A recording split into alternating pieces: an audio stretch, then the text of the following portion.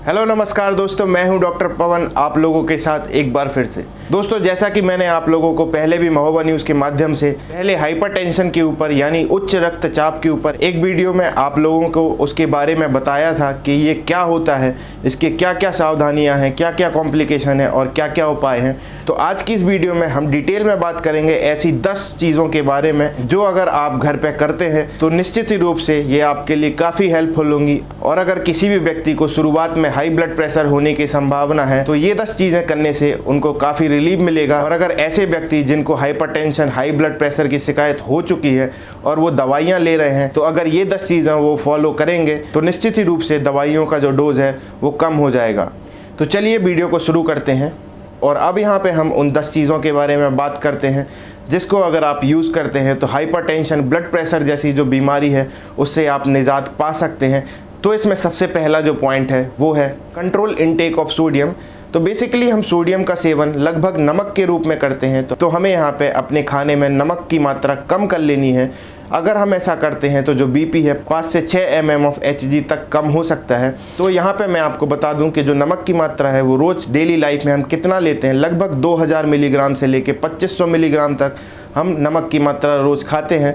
तो यहाँ पे हमें ज़्यादा कम नहीं करना है, लगभग 1500 मिलीग्राम तक आपको रिस्ट्रिक्ट करना है। आपको कम करने के लिए कुछ ज़्यादा नहीं करना है, बस जैसे कि आप सैलेड खाते हैं या दही खाते हैं, खाने के साथ जो भी चीज़ें खाते हैं उसमें आप ऊपर से नमक कभी मत डालिए। अगर आप ऐसा करते हैं तो आप इजीली जो नमक खाने की मात्रा है उसको रिस्ट्रिक्ट मतलब कम कर सकते हैं अपने खाने में। इसके बाद जो सेकंड पॉइंट है, ये ना सिर्फ हाई ब्लड प्रेशर जैसी बीमारियां और भी बहुत सारी बीमारियों के लिए कारगर है, जैसे कि डायबिटीज़ और भी बहुत सारी बीमारियां हैं जिसके लिए ये इफ़ेक्टिव है। तो जो सेकंड पॉइंट है वो है एक्सरसाइज। अगर आप रेगुलर एक्सरसाइज करते हैं, योगा करते हैं, तो ऐसी कंडीशन में भी आपको बहुत सारी हेल्प मिलेगी। यहाँ पे आपको जिम नहीं करना है, लगभग रोज़ाना 30 से 45 मिनट तक आपको वॉक करना है, जॉगिंग कर सकते हैं, आप तेज़ चल सकते हैं।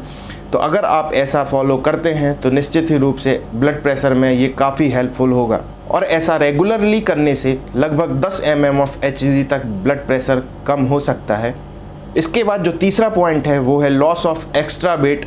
मतलब कि जो आइडियली वेट होता है बॉडी मास इंडेक्स BMI के अकॉर्डिंग, उसके अकॉर्डिंग ही आपका वज़न होना चाहिए। अगर आपका वज़न हाइट और एज के अकॉर्डिंगली ज़्यादा है तो ऐसे लोगों में, ऐसी कंडीशन में ब्लड प्रेशर जैसी बीमारियां होने की ज़्यादा संभावना होती है। इसके बाद जो चौथा पॉइंट है healthy diet, low fat diet. मतलब कि आपको एक हेल्दी डाइट लेनी है, आपको हाई फाइबर फ्रूट्स लेनी है, लो फैट डाइट लेनी है, ऐसी चीज़ें जिसमें ज़्यादा फैट की मात्रा ना हो, तली या बाहर की कोई भी चीज़ नहीं खानी है। तो अगर आप एक हेल्दी डाइट, एक प्रॉपर डाइट चार्ट के अकॉर्डिंग डाइट को फॉलो करते हैं तब भी वो ब्लड प्रेशर जैसी बीमारियों को कंट्रोल करने में काफ़ी हेल्पफुल होता है।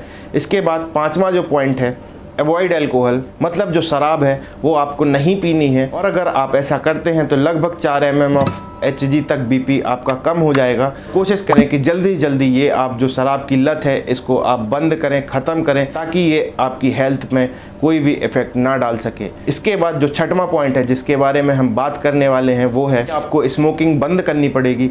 ऐसे लोग स्मोकिंग मतलब जो लोग सिगरेट या बीड़ी पीते हैं, ऐसे लोगों में ये ज़्यादा संभावना होती है कि हाई ब्लड प्रेशर या कोई भी लंग्स की बीमारी हो।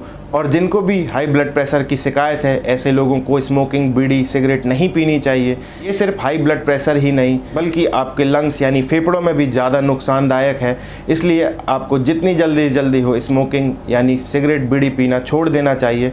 इसके बाद जो सातवां पॉइंट है जिसके बारे में हम बात करेंगे, डिक्रीज कैफ़ीन इनटेक। ऐसे लोग जो लोग कॉफ़ी पीते हैं, कैफ़ीन जो है कॉफ़ी में ज़्यादा पाया जाता है, जो लोग रेगुलरली एक एडिक्शन होता है उनको कॉफ़ी पीने का, तो वो धीरे धीरे कॉफ़ी पीना बंद करें। जैसे वो दिन में 4 बार पीते हैं तो वो दिन में 3 बार करें, उसके बाद 2 बार करें।